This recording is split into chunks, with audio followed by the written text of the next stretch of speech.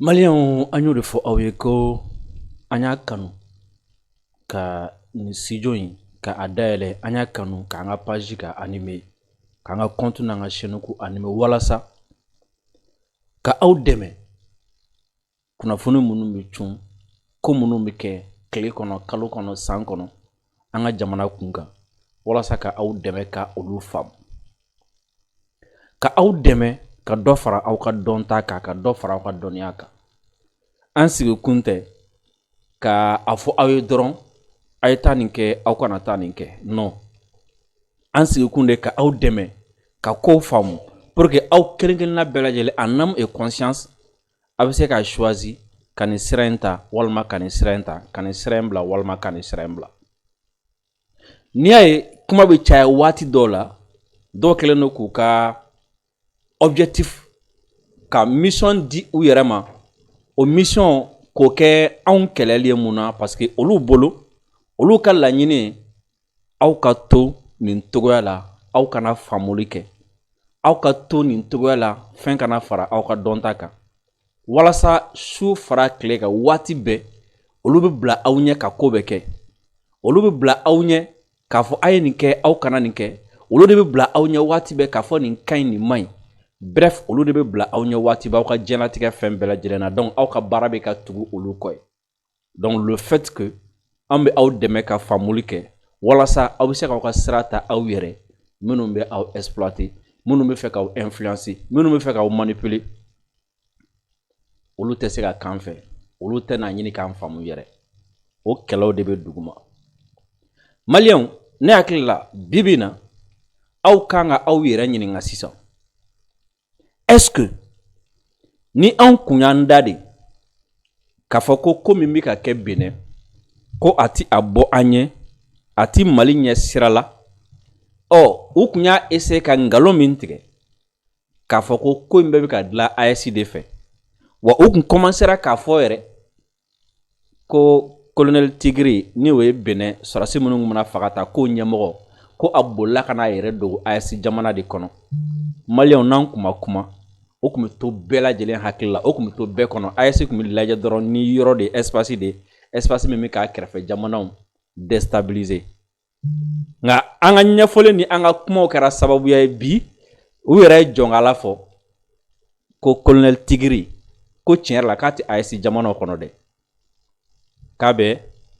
CEDEAO jamana dɔ de kɔnɔ. N bɛ tila ka n da don jamana la k'o ɲɛfɔ aw ye. N'an kun y'an da de k'a taa ɲɛ sira la, o kun t'a dabira an da la. Minnu nana k'an ka ɲɛfɔliw ta k'a kɛ ko ci foyi ti anw na coup d'état soutenir kɔ, ci foyi ti anw na coup d'état dɛmɛli kɔ, anw ti content foyi la ni coup d'état tɛ, parce que an bɛ ka ɲɛfɔli min kɛ a man d'u ye de dɛ, olu bɛ fɛ bɛɛ k'i da de nkalon ka da an na. N'an kun y'a to olu dama k'an da de, a kun tɛ dabiri AES da la, nkalon kun tɛna dan na. An kumana, olu ka objectif ye k'anw décrédibiliser, k'anw discréditer, olu ka objectif ye k'anw bali ka kuma, an ka objectif ye ka aw la faamu, parce que ni aw ye faamu sɔrɔ olu tɛ se k'aw manipuler, donc olu tɛ fɛ aw ka faamu sɔrɔ pour que ka continuer ka aw manipuler, sinon quoi de mal. Min bɛ ka kɛ Benin, Faransi telew ni Faransi réseau bɛ ka kuma a kan, Côte d'Ivoire telew ni Côte d'Ivoire réseau bɛ ka kuma a kan, Chine telew ni Chine réseau bɛ ka kuma ka taa CGT lajɛ, Japonais bɛ ka kuma a kan, mais u bɛ fɛ ka anw interdit ko anw kana kuma a kan, mais u ti tɔw interdit, tɔw yɛrɛ bɛ min fɔ a kan u t'o lamɛn, mais u bɛ fɛ k'anw interdit k'anw kana kuma a kan mun na? C'est bizarre non? Depuis Benin ko daminɛna fo bi, il y a pas eu un instant 30 minutes ma kɛ ko Faransi télé ni Faransi radio ma kuma a kan, mais pourtant on m'a fɔ ko olu bɛ ka coup d'état, ko coup d'état jara olu bɛ ka coup d'état soutenir. Pourquoi? Mun na n'anw kumana aw bɛ na n'o de kuma ye? Ɲininkali filanan bi, Sisoko, mun de la CEDEAO yɛrɛ ye tugu ka nkalon tigɛ Benin ko la? Mun na CEDEAO ye tugu ka nkalon tigɛ? Bi bi in na fɛn min ye Benin yɛrɛ a garde républicaine ɲɛmɔgɔ a yɛrɛ kumana, a ye ɲɛfɔli bɛɛ kɛ k'a ban, o ɲɛfɔli kɔnɔ i b'a faamu ko tiɲɛ la ko CEDEAO ma intervenir, ko Faransi de intervenir, et pourtant CEDEAO de communiqué kɛ k'a fɔ ko en réalité ko ale de intervenir na. CEDEAO ma France tɔgɔ fɔ, a ma France force spéciale tɔgɔ fɔ. Tu sais o. Ni bɛɛ kun y'i da de k'a to yen, o tiɲɛ kun bɛ bange ya. Pression de bonyana o. U ko k'u bɛ tiɲɛ dogo. Mɔgɔ ka kuma de y'a to u yɛrɛ bɛ ka jɔn a la fɔ. Ok, d'accord. Le fait que a kɔni dɔnna sisan, a y'i arrangé a m'i arrangé, a bɛnnen ma a ma bɛn i ma ko France de intervenir na. E y'o dɔn ɲa o, n'est-ce pas? Coup d'état jara a ma diya o bi kɔni e y'o o danganiya sɔrɔ ko France de intervenir na. O bɛ se k'i dɛmɛ. A bɛ se ka kɛ clé dɔ i bolo ka fɛn dɔ faamu fan dɔ fɛ. Mais mɔgɔ min kun bɛ kɛ o dogo e la, mɔgɔ min kun t'i fɛ e ka bɔ o kalama a kun, o tigi ka laɲini ye jumɛn? Aw t'aw yɛrɛ ɲininka munna u kun t'i fɛ aw ka bɔ a kalama ko en réalité CEDEAO tɛ France de don. C'est ça la question. Munna u kun t'i fɛ aw ka bɔ a kalama? Munna u ko an k'an da de k'o yɔrɔ kana na bɔ kɛnɛma? Ɔ mɔgɔ minnu kun bɛ fɛ k'o yɔrɔ dogo, ɔ olu kun bɛ jɔn ka baara la sisan. Yalima anw ni olu ni ɲɔgɔn cɛ jɔn bɛ fɛ ka aw dɛmɛ ka faamu kɛ, jɔn bɛ fɛ ka aw dɛmɛ ka dɔ fara a ka dɔnta kan, ani jɔn bɛ fɛ ka aw to dibi kɔnɔna la? Parce que anw ye nin yɔrɔ min ɲɛfɔli kɛ mɔgɔ ye ko an bɛ ka tɛgɛrɛ fɔ coup d'état ko coup d'état de ka di anw ye. Ɔ olu minnu ye nin dogo mɔgɔw la, ɔ olu ka laɲini ye jumɛn ye sisan? Tu sais ko ni daden kun kɛra bɔ kun bɛ k'o fana kalama. Premièrement, a dɔnna sisan ko cɛ min kun bɛ fɛ ka Patrice Talon minɛ n'o ye colonel Tigre ye, a dɔnna ko nkalon de tigɛra k'a fɔ ko a bolila ka na AES de kɔnɔna na, ko AES de b'a kɔfɛ. A dɔnna sisan ko ja k'a bɛ CEDEAO jamanaw de kɔnɔ. Donc ɲininkali sabanan ye min ye Cissé o. Ɔ CEDEAO min yɛrɛ ko ale taara intervention na Benin kɔnɔna la ka taga colonel Tigre kɛlɛ, ko k'a ka force spéciale déployer, hein? Ni o bɛ ka a kɛlɛ nin waati na, o CEDEAO kelen bi tila ka o colonel Tigre kelen reçoit o CEDEAO jamanaw kɔnɔ yen tuguni. Incohérence t'o la, hein? Incohérence b'o la dɛ. Mais o incohérence est-ce que o t'a yira na k'a fɔ halisa ko tiɲɛ yɛrɛ la ko in fɔra k'a danbe ka taga CEDEAO ma, mais en réalité CEDEAO tɛ. I b'a dɔn de la k'a f'i ye siɲɛ caman ko CEDEAO tilalen don. Wa nin b'a yira na de k'a fɔ ko jamana dɔw bɛ CEDEAO kɔnɔna la, a caman yɛrɛ parce que jamana 12 de don. Nin b'a yira k'a fɔ ko naani minnu kumana, naani minnu tɔgɔ fɔra, k'olu ye tɔw koron diyagoya la ka taa kɛ tɔw tɔgɔ la. Ɔ tɔw fana ko min ka d'a ye a kɛ, min ka di anw fana ye an b'a kɛ. Nin bɛ prévu de k'a yira k'a fɔ ko CEDEAO tɛ dɛ, ko France de don. Bi émission an bɛna nin bɛɛ de walawala parce que fɛn min ye Benin a garde républicaine a ye ɲɛfɔliba de kɛ bi k'a daminɛ ko in daminɛ waati la fo ka taa se ko in ban yɔrɔ ma, a y'a bɛɛ lakali. A ka lakali kɔnɔna la a ye clé caman de di, a ye code caman de di, a ye tiɲɛ caman bange, hali n'a sɔrɔ n'a kun bɛ fɛ ka Benin sɔrɔsiw de mankutu, mais a y'a yira k'a fɔ ko an ye fɛn o fɛn fɔ yan kabini ko in daminɛ na Sisoko, ko a bɛɛ ye tiɲɛ ye kelen kelen kelen kelen. N bɛna tila k'a ye kuma min fɔ ka segin a bɛɛ ka kelen kelen, aw bɛna ye k'a fɔ ko ja an ma nkalon tigɛ aw ye yan, an ye kuma fɛn o fɛn fɔ Sisoko a seginna a bɛɛ ka kelen kelen, wa a bɛɛ jɔra a la kelen kelen. A yɛrɛ de y'a fɔ ko awɔ k'a kɛra tan de, an ye kuma fɛn fɛn fɔ kelen kelen. Ɔ o ma an kun bɛ k'o min kɛ, an ye kojugu de kɛ yan. Ɔ minnu kun bɛ k'o dogo olu de ye kojugu ye, anw de ye kojugu kɛ Sisoko. O na k'an ka bi thème fɔlɔ ye. An ka thème filanan fɛn min ye Kidali kɔnɔna la ko FLA ko a kɛlɛkɛla dɔ bɛ yen ko olu taara u yɛrɛ di k'u ka marifaw di. Ni Ala sɔnna ma an n'a hakilila fɔ o fana kan inshallah.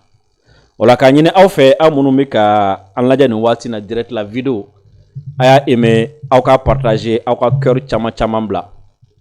Aw minnu bɛ k'an lajɛ an ka page Facebook kan vidéo a y'a aimer, aw ka partager, aw ka cœur bila. Aw minnu bɛ k'an lajɛ an ka chaîne YouTube kan vidéo a y'a aimer, aw ka partager, aw ka cœur bila. Sabula n b'o fɔ a ye waati bɛɛ, aw ka j'aime ni aw ka partage a bɛ kɛ sababu ye k'an ka vidéo ka visibilité dayɛlɛ. Restriction minnu b'an ka page kan a b'olu fana wuli, a bɛ kɛ sababu ye mɔgɔ caman bɛ notification sɔrɔ. Aw kana ɲinɛ fɛnɛ ka abonner an ka chaîne YouTube la.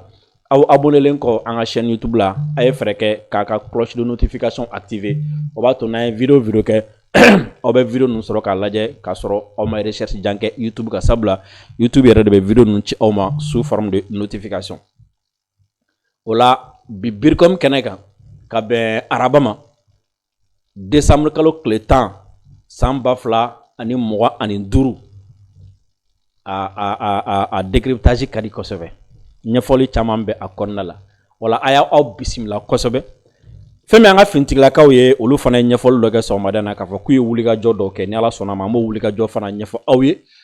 o tɛmɛlen kɔfɛ ka foli ani tanu kɛ ka ɲɛsin maliyɛn bɛɛ lajɛlen ma Mali kɔnɔ ani Mali kɔ kan aw bisimila aw ka plateau mandi kan ni o ye Bircom plateau ye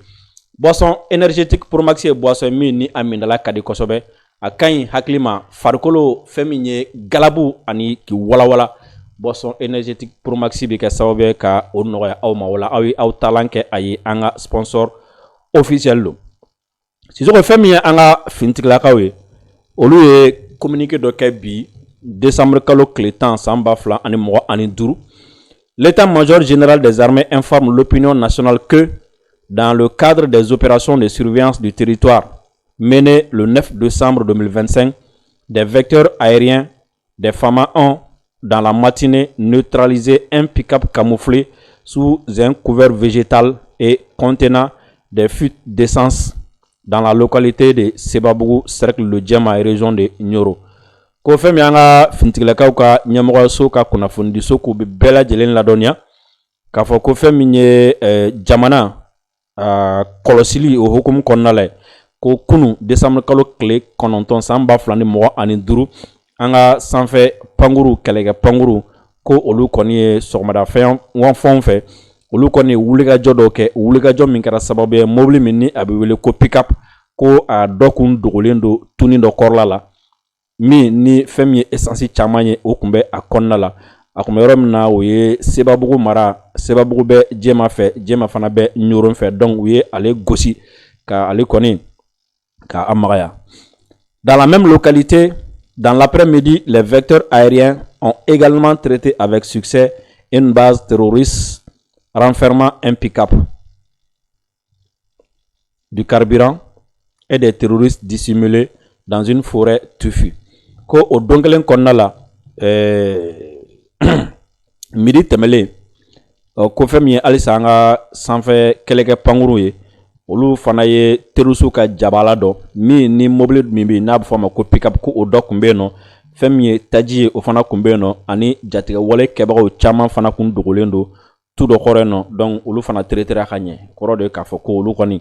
olu kɛra kuncisu ani dafara su ye. Le chef d'état-major général des armées rassure la population de la détermination des FAMA à sécuriser les personnes et leurs biens sur l'ensemble du territoire national. Unis, nous vaincrons. Ni communiqué a kɛra an ka état-major ka kunnafonidiso fɛ ni o ye DIRPA bi décembre kalo tile 10 san 2025.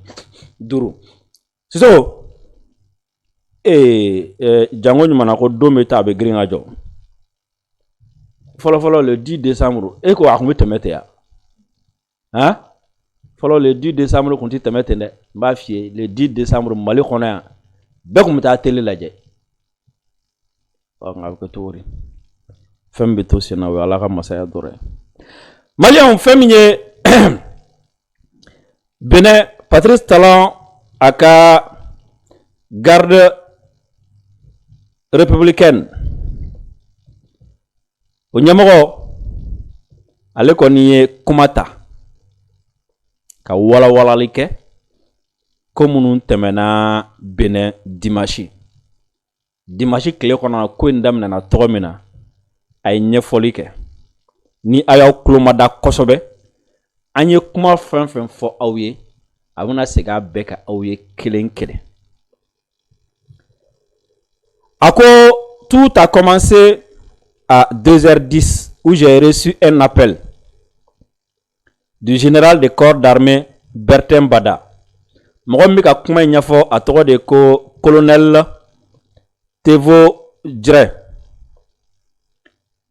A ko fɛn min ye 2h du matin o tɛmɛlen ni minute 10 ko in bɛ daminɛ o waati de ko fɛn min ye général de corps d'armée n'o ye Bertin Bada ni o ye président Patrice Talon ka directeur de cabinet militaire ye présidence la k'o ye ale wele k'ale alerter k'a fɔ ko fɛn min ye marifatigiw ye k'u bɛ k'ale attaquer a ka so ko wa ko marifatigi minnu don k'u ɲɛdaw datugulen don. Là, je lui ai demandé la géolocalisation de sa maison pour pouvoir envoyer des renforts dans sa maison. Ko la k'ale a ɲini général fɛ k'a ka ka géolocalisation ci a ma walasa ale bɛ se ka kɛlɛkɛdenw bila cogo min na u ka taga a dɛmɛ a ka so. Mais tout de suite, les choses se sont enchaînées parce que à la suite du général Bada, le général Abou Issa, qui est le chef d'état-major de l'armée de terre, m'a appelé également que lui aussi il était attaqué. Ko o kɔfɛ waati min na ni ale ko nin ka localisation ci a ma ko ala ma mɛn kosɛbɛ ko kow kɔni giribasara sabula ko fɛn min ye général wɛrɛ ni o ye général Bada ye et plutôt général Abou Issa ni o ye armée de terre chef d'état-major ye ko o fana ye ale wele k'a fɔ a ye ko fɛn min ye marifatigiw ye k'u bɛ k'ale fana attaquer. Alors j'ai compris immédiatement que ce n'était pas un acte isolé ou de délinquant. Ko yɔrɔnin bɛ ale y'a faamu k'a fɔ ko nin tɛ ko ye ko min ni ko tɛmɛta don ten wa fana nin tɛ délinquant ka baara ye nin bɛ sɔrɔ ko de ko min ni a dabɔra ka dankari jamana yɛrɛ la. Mais que ça pourrait être une tentative à la sûreté d'État. Et en tant que premier responsable de la sécurité d'État, j'ai fait alerter la garde républicaine. Ko n'a ma ɲɛ k'a fɔ ko ale de jamana yɛrɛ ka lakana o ɲɛmɔgɔba fɔlɔ ye ko yɔrɔnin bɛ ko ale garde républicaine ale ye olu ladɔnniya a ko la. Moi-même, je me suis porté au niveau de mon unité pour pouvoir éventuellement défendre la patrie. Ko yɔrɔnin bɛ ale fana ka cɛya minɛnw don ka wuli a kan ka taga yɔrɔ min na a ka cɛden tɔw ko ale taara fara olu kan walasa ko ka jamana k'o défend. Cela n'a pas raté parce que les choses se sont enchaînées telles que vous l'avez remarqué. Je précise que la garde nationale est une création récente du chef de l'État pour pouvoir faire face au terrorisme que nous avons actuellement au nord du pays. Donc, après avoir fait ces actes ignobles de kidnapping, les militaires ont décidé maintenant de s'attaquer aux institutions de la République, notamment à la personnalité du chef d'État. Ko u kɔni tilalen ni mɔgɔ ninnu attaquer la sano u kɛlen ka ni mɔgɔ ninnu fana minɛ ko fɛn min ye sɔrɔsi minnu tun bɛ fɛ ka coup d'état kɛ k'u ɲɛsin jamana yɛrɛ jɔnsow ma sisan. Au petit matin, à 5h et quelques, ils ont attaqué le domicile du chef de l'État où, heureusement, moi-même, je m'étais déjà porté pour organiser la défense aussi bien de la résidence que du palais présidentiel. Ko fɛn min ye nɛgɛ kaɲɛ 5 sɔgɔmada fɛ o tɛmɛnen ni minute damadɔni ye ko ni mɔgɔ ninnu kɔni y'u ɲɛsin président yɛrɛ jabala ma n'o ye présidentiel genre président yɛrɛ ka jabala ma ko o y'a sɔrɔ ale yɛrɛ kɔni taara yen nɔ kaban ka taa ka cɛdenw bɛɛ lajɛlen labɛn min kan k'i sigi yɔrɔ min na o y'u sigi o la u y'u sigi san'o ka mɔgɔ ninnu ka olu makɔnɔ. Donc j'étais président au domicile du président de la République quand ils ont attaqué. Et la horde d'assaillants a attaqué le domicile et nous avons organisé la riposte. Et ils ont été surpris de la riposte et de la détermination de mes hommes. C'est cela qui les a mis en déroute.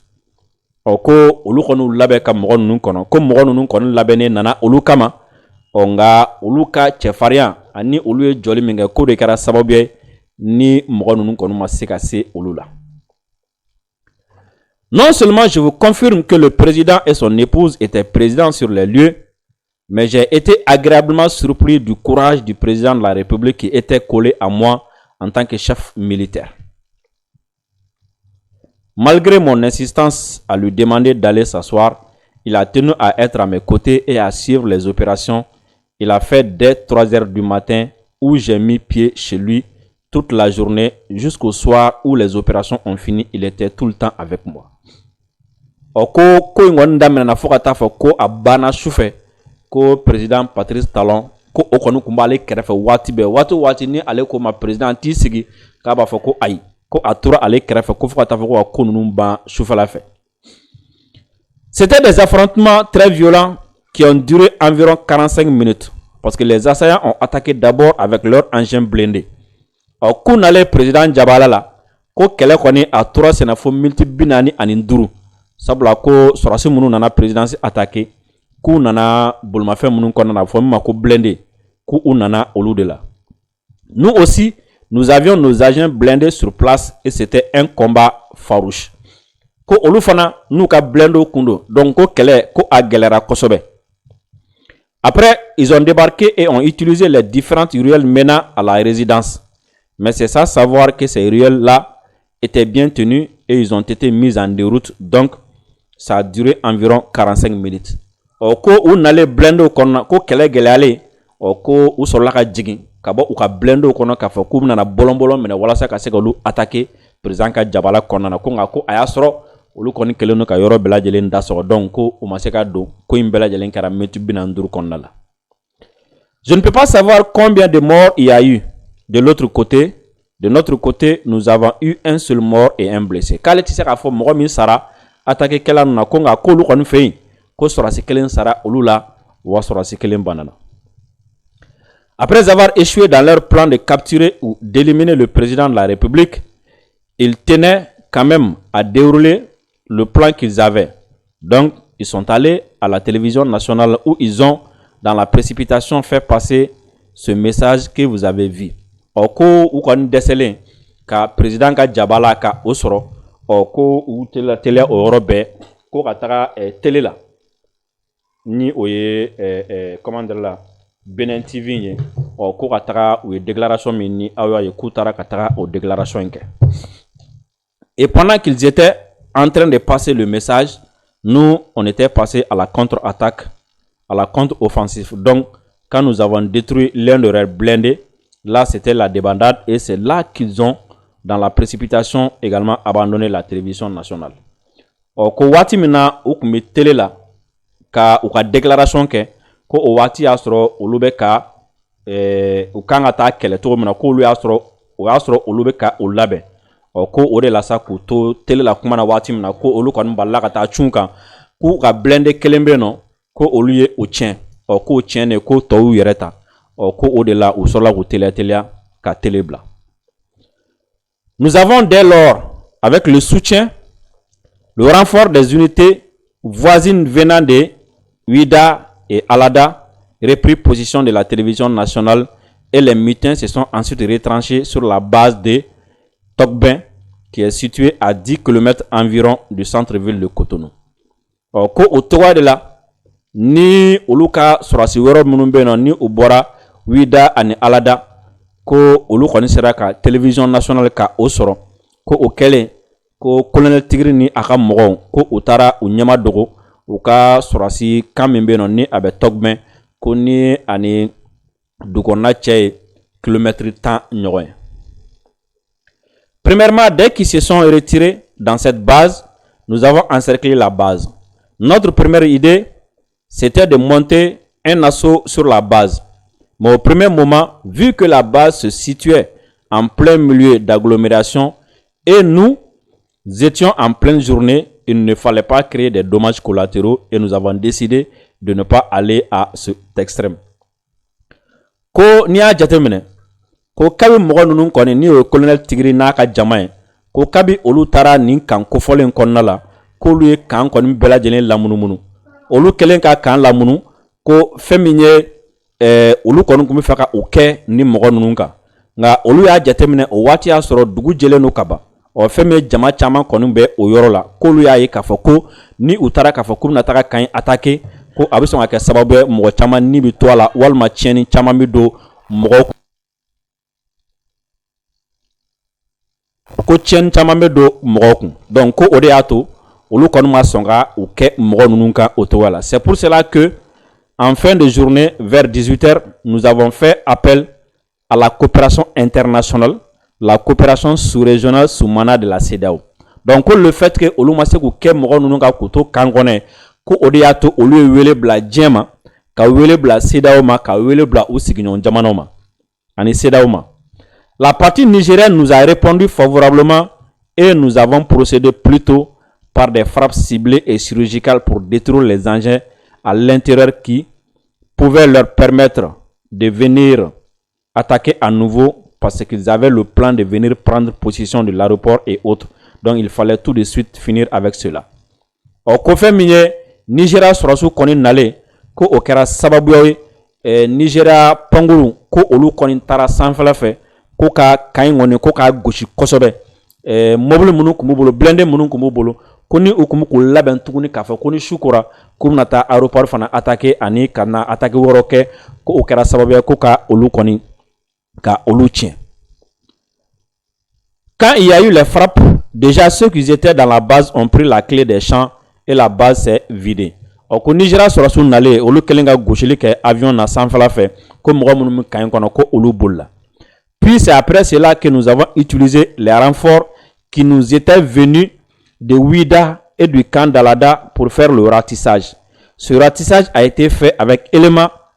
également les éléments des forces spéciales françaises qui nous sont venus d'Abidjan et qui ont fini le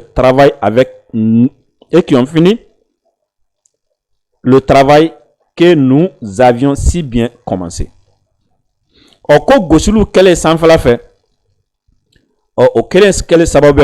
ni minu mu kan kono ni olu bolla sadre tigriga mo mu kan kono ko olu bollen ko fe ko o wati de olu fana ka sorasi to minu mu fongoro fe ko olu nana kabo Ouida ani Alada o ku sola ka ratissage damno lo sola ka momoni damne odela ko nga kuye momoni min damne ko momoni na ko femme français force spéciale ko olu munu mbora Abidjan kana ko olu nana fara olu ka ku nolu jara nyogon fe ko ka ratissage ke nyogon fe dilo be kuma na hein ni Benin à la sécurité nyemoro bi chami mbolo ale ren kuma info comme na ratissage ke wati mina ko oya soro France force spéciale munu mbora Côte d'Ivoire kana ko nolu farla nyonga ko ka ratissage beke nyonga fa fuka tafa ka bana ibi hagli ton yora na force spéciale ka intervention folle. OK, pour neutraliser les mutins, il y a eu un avion, mais cet avion a été utilisé à plusieurs reprises. Ko wala sa ko ka se ka se tigri ni aka mogola ku ye Nigeria avion kelen de utilisé ko avion kelen ou utilisé chien chama. L'avion a fait plusieurs tours pour bien achever le travail de manière efficace. Parce que quand le ratissage a été fait, il n'y a vraiment pas eu d'habitations environnantes qui ont été atteintes ni de morts. Voilà. Nous avions eu le concours d'un avion de reconnaissance du côté français qui nous a permis, en fin de journée, de déterminer exactement les positions des mutins et qui nous a renseigné de manière précise sur les positions. Oko kani mbara mfana konnala ko femie France avion kelemi kumeka kuna fona duma ka renseignement duma kuyo kelen fana ka demen soro ko ode kera sababu yaye tigri na ka jama kum yoro mina ko France ka avion de kumiko yoro yira olula u fleni yen yoro no bu hak fleni yoro na ibi akli to o avion fana la ibi akli to force spéciale nununa munu mbora Abidjan kana ibi akli to avion fana na minya renseignement di uma nimbe Benin surasu Benin yɛrɛ lakana bɛ a ɲɛmɔgɔ ba bɛ mɔgɔ bolo ni ale de kuma bɛ lakali bi journée kɔnɔna la. Je vous le confirme, c'était en fin de journée qu'elles sont arrivées. O ye Francis sɔrɔ ko a b'a sɛbɛntiya ko tile ban waati ko fɛn bɛ Francis sɔrɔ so k'u nana. Effectivement, ces forces spéciales françaises qui sont arrivées en fin de journée où elles ont concouru au ratissage après que l'armée nigériane a fait des frappes et tout était terminé. Ces forces spéciales nous ont aidés à faire le ratissage. Je ne saurais vous dire exactement où ils sont partis. Donc, à Ningara de Kofe, me tigre naga jamais Tarami. Je ne saurais ko aleti ka fuyo ku tarayorom na sabla le tout tarodon. Mais nous avons eu la certitude que certains se sont retrouvés au nord. Parce que les deux chefs d'état-major qui avaient été kidnappés ont été libérés au nord du Bénin. Quand on a dangane kon ba bolo ku boltola ko ntara jamana nord yan fan de fe sabla ko nyamoko ba fla min kumbo bolo ko olu blala jamana nord yan fan de fe ni mo min nord fa bonanga na mi son afin do fi nti fe min kordo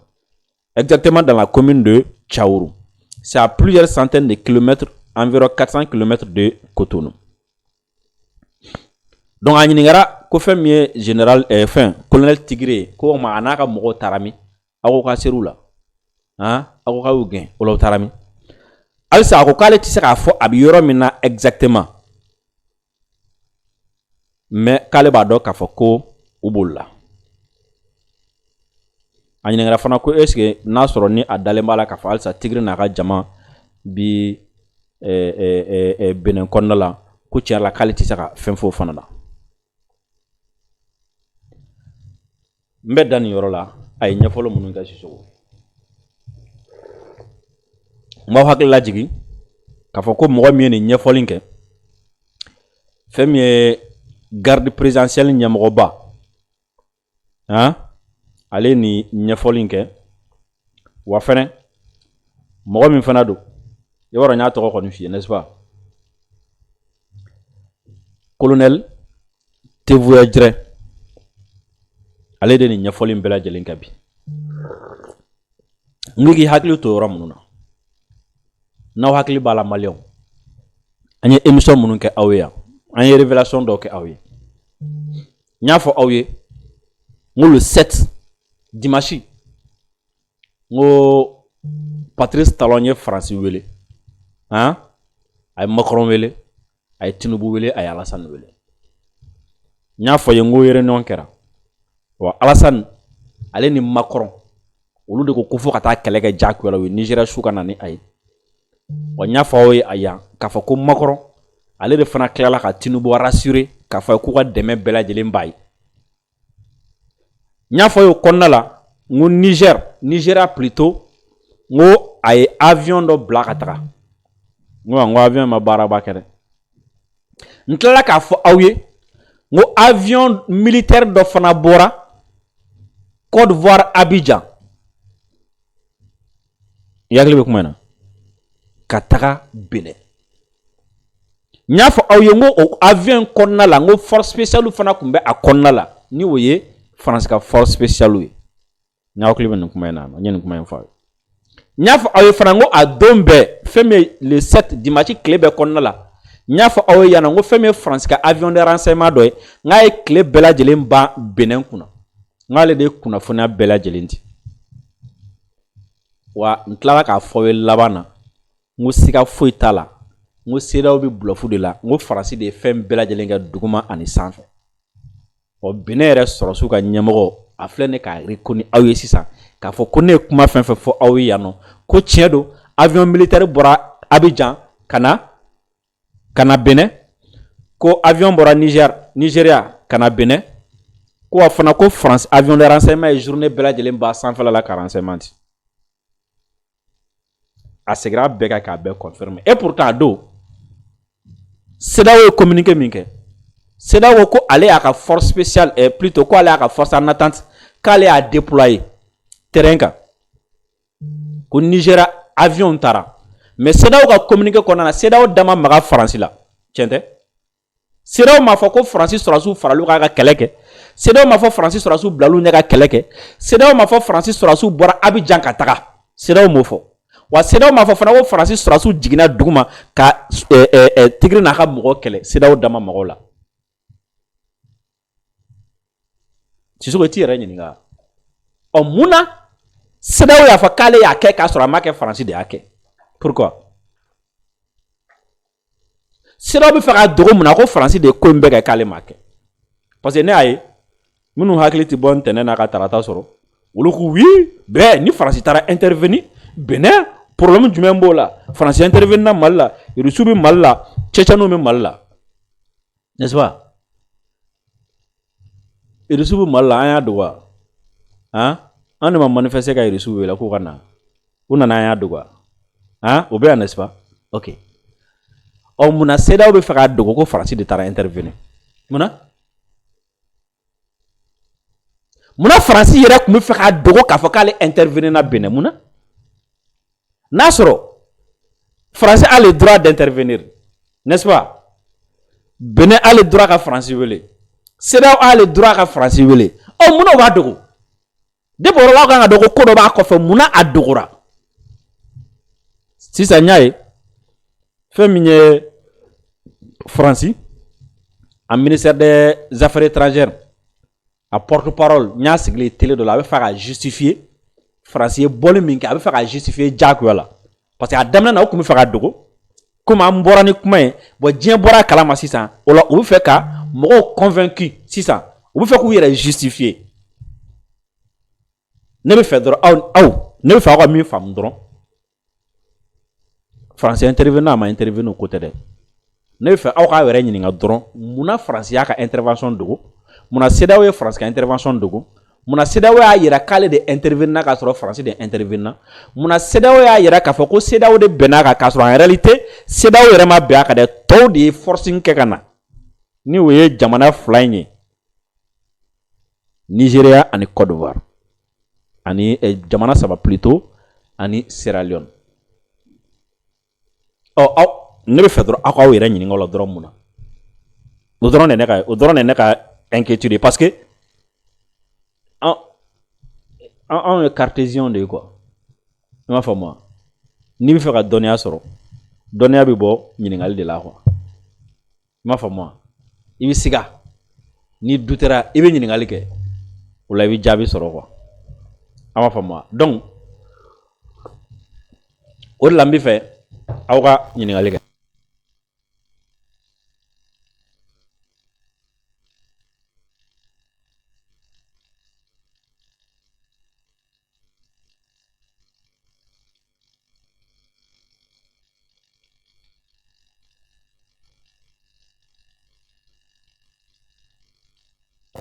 donc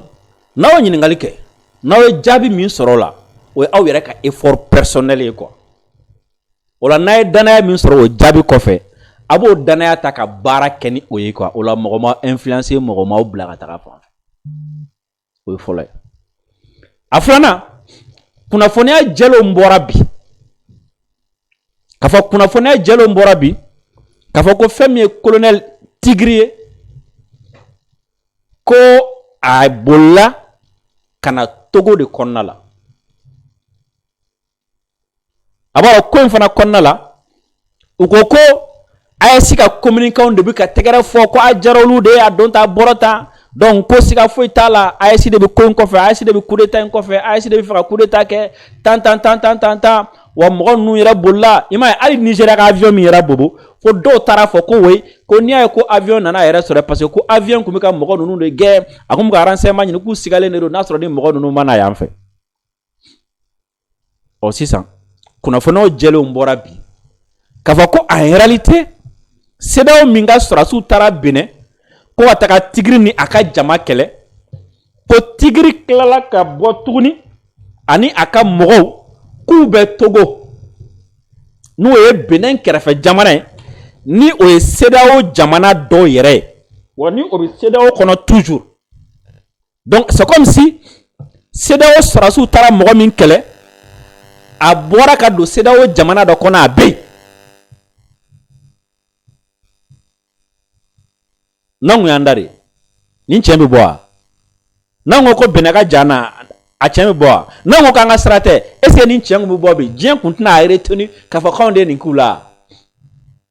o est-ce que ni ti prévu tout ka ira on a comme en réalité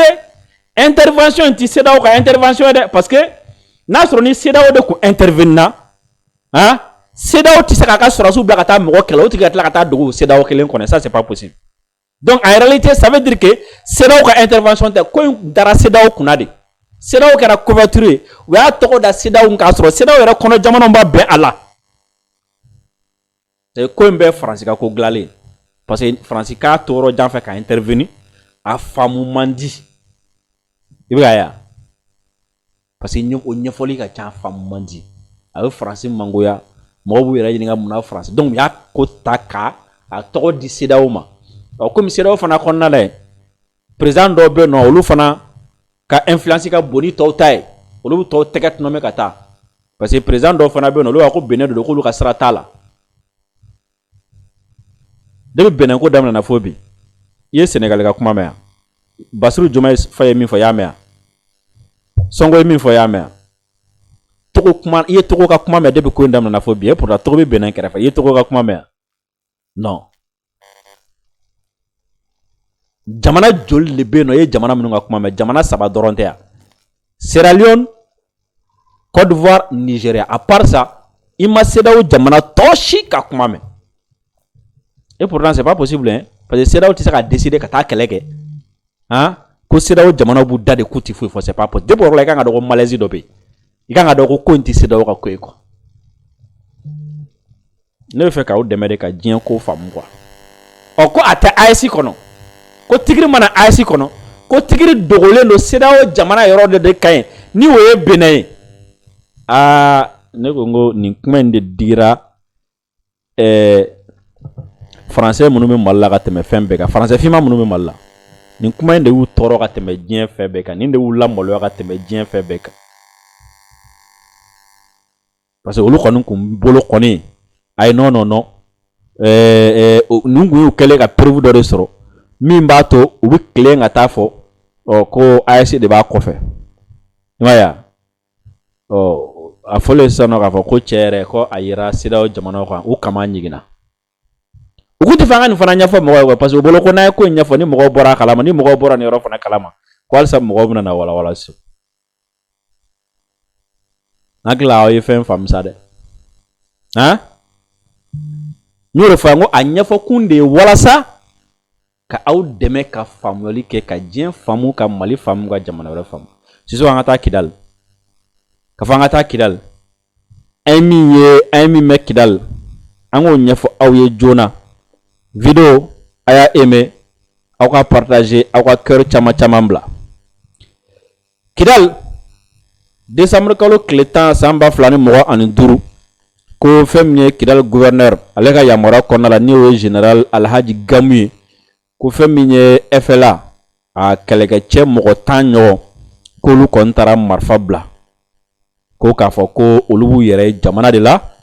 olu ti rébellion na bilen u ti jamana tilalen nɔfɛ tuguni ko fɛn bɛ nin waleya ye ko nin fana ye étape dɔ ye tuguni min bɛ tourisme a kɛlɛli ani k'a fɔ ko fɛn bɛ jamanadenw ka bɛn ani k'u tɛgɛ di ɲɔgɔn ma nin bɛ o fana ko fɔ ni mɔgɔ 10 min taara u yɛrɛ di ko ni u bɛ FLA la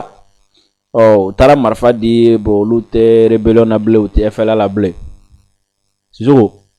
bɛɛ lajɛlen b'a dɔn nɛnɛ bɛ ka jigin sisan nɛnɛ de gan'u la cɛncɛn kan wa kɔngɔ de gan'u la cɛncɛn kan wa taafan de kun t'u bolo bilen wa jumɛn de don ne ti fɛn kelen bɛ yen nɔ ne t'o dogo i la dɛ bilayi jinim ka di ne ye ka tɛmɛ FLA kan wallahi bilayi jinim ka di ne ye ka tɛmɛ FLA kan ni terroriste min bɔra a yɛrɛ ma terroriste tɔw cɛla ka t'i yɛrɛ di i b'a sɔrɔ tiɲɛ yɛrɛ la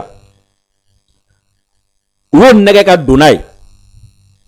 a donnen a ye tiɲɛ k'a fɔ ko in nkalon ye quoi a bɛ bɔra ɲini a yɛrɛ la quoi FLA mɔgɔ ninnu filɛ nin ye kaba a MLA lama kaba b'u don a la don min na quoi u b'a dɔn nkalon don bandiya don quoi wa n'i y'a ta 100 a 100 bɛɛ lajɛlen bandi kɔrɔ ye zone trafiquants peut-être o b'a sɔrɔ 1% bɛ yen olu ta ye u y'u faw nɛgɛ ka t'u bila kɛlɛ la u faw sara kɛlɛ la u fana bɛna fɔ k'u bɛn'u ta sara u y'olu nɛgɛ ni idéologie sinon n b'a fɔ 99% a bɛɛ bandi ni min tɛ narcotrafiquant ye o ye fɛn wɛrɛ ye donc k'a bɔ olu bɛ don a la waati min na kalabanciw don wa n'i y'olu kɛlɛ k'a fɔ k'u bɛna marifa bila a bɛɛ y'o kalabanciya kelen ye i b'a sɔrɔ u kun min sɔrɔ ka kɔrɔ o t'o sɔrɔ bilen ou bien gɛlɛya dɔ b'u kan ou bien dimi dɔ b'u kan n'u fɛrɛla diɲɛ don o don u bɛ bɔ tuguni k'a bɛ rébellion daminɛna fo bi u bɛ ten de n'u donna n'u fɛrɛla u bɛ bɔ wa olu bɔtɔ la olu de n'an ka marifa bɛ taa ko mɔku ninnu ni DDR ko ninnu k'u kun bɛ na de n'u formera sisan n'a fɔra ko k'u déployer ka taa yɔrɔ dɔ la dɔw yɛrɛ tunna carré kɔnɔ sira fɛ ne ti da ni FLA ne ti da mɔgɔw la ti da u la wallahi Ni n'a mɛ ko jini mɔgɔ ye marifa bila u yɛrɛ di ne bɛ content parce que n b'a dɔn olu ye tiɲɛ ye nka ni mɔgɔ ninnu FLN t'i ci fɛ ka bɔ t'i ci fɛ n'u y'a mɛn sini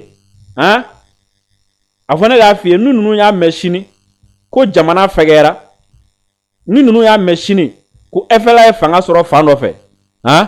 n'a sɔrɔ marifa mun b'u bolo quoi u b'o marifa cɛ u t'a far'u kan siɲɛ kelen quoi o y'a damana problème wɛrɛ ye quoi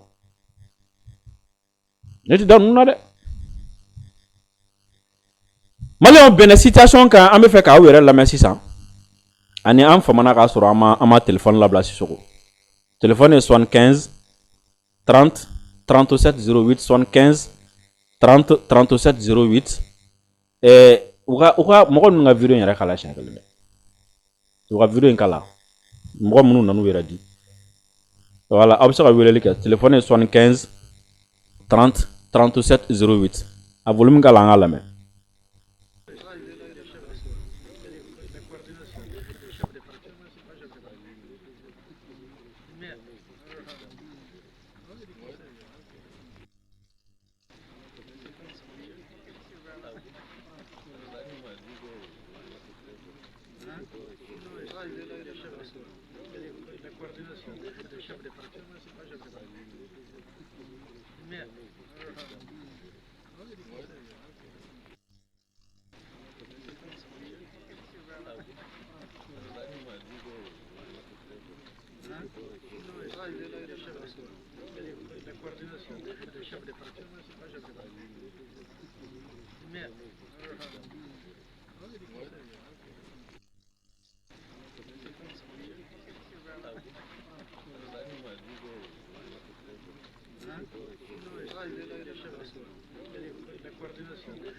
Quand d'autres voient la crise, nous voyons la force.